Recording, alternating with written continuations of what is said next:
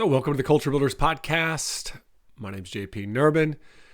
Today's Culture Builders is an article that's featured on the TOC newsletter, which you can subscribe to at the link in the details of this episode or over at tocculture.com. And it's a long article, so you might actually prefer to read this one. I think you're going to enjoy this one and you might be interested in sharing it. You can share the audio obviously here, but might be worth checking it out online as well. The secret to your best performance, a lesson from ultra running GOAT, Courtney Dauwalter, the Golden State Warriors, and the Tarahumara runners. So in 1933, running coach Joe Vigil set off on a quest. Vigil had been the track coach at Adams State University from 1965 to 1993, where he won 19 national championships in track and field and cross country. But American long-distance runners were in the midst of a long drought, and he wanted to know why.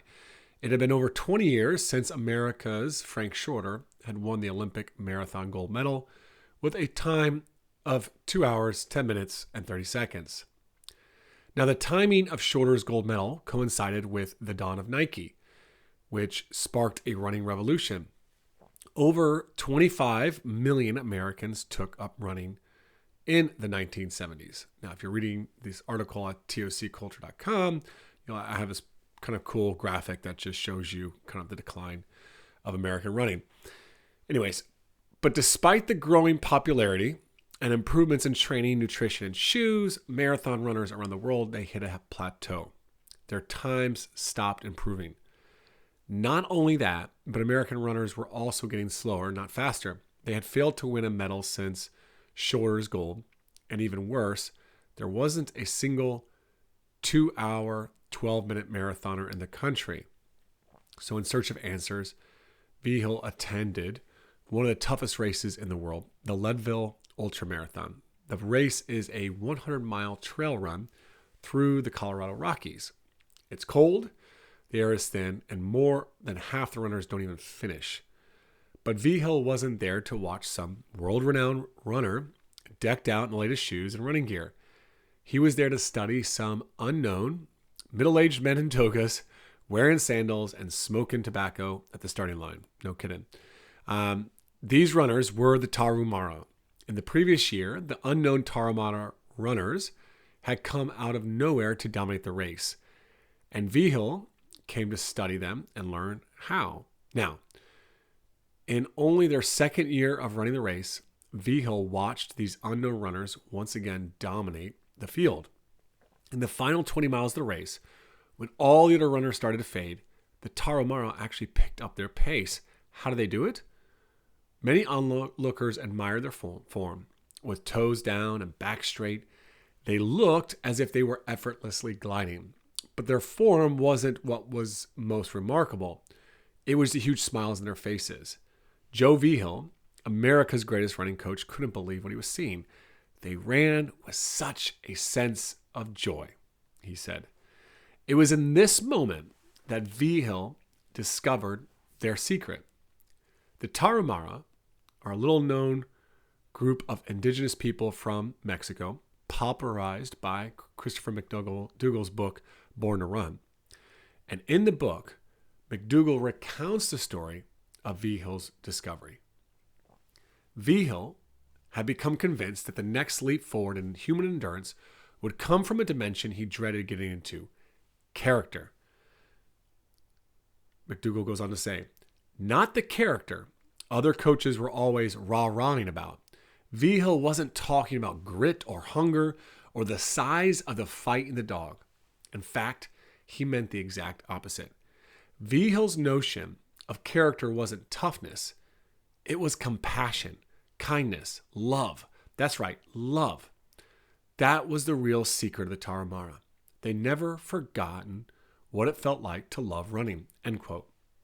So the more you learn about the Tarahumara, the more you understand that love isn't just their secret to running, it's the secret to their culture. The Tarahumara, who live in the most remote wilderness in North America, the Copper Canyons of Mexico, aren't just the greatest runners, arguably the most healthy and peaceful people in the world. The problem with American runners. So the secret of the Tarahumara's greatness was also Vigil's answer to America's running problem. Sports in America started to change drastically in the 1970s, and that included running. The growing consumerism of American culture is best exemplified by the rise of marketing in sports. Not only did athletic gear companies like Nike take off in the 1970s, but so did sports television. On September 7th, 1979, ESPN launched to provide 24-hour sports coverage, further evidence of the growing market. All this money and this attention impacted athletes. Running in the 1970s started to become less about the joy of the activity and more about other outcomes: trophies, shoe deals, fame, losing weight, and looking better. None of these things are bad reasons to run or to play any sport, but they can distort and even destroy sports as a whole. They can suck the joy and love of sport out of an individual. Today's coaches and even parents often complain about the modern athlete's lack of desire. Is it really any wonder why? Like, our joy and love for an activity fuels our passion and motivation. The Tarahumara's love for the act of running and their absence of other motivations made them the world's greatest runners. So as he watched the Tarahumara once again dominate the race, Coach Joe Vigil dedicated himself to testing his newest theory. He returned home and retired after 30 years of coaching at Adams State. Vigil recruited Dina Castor, who had a modest collegiate career at Arkansas.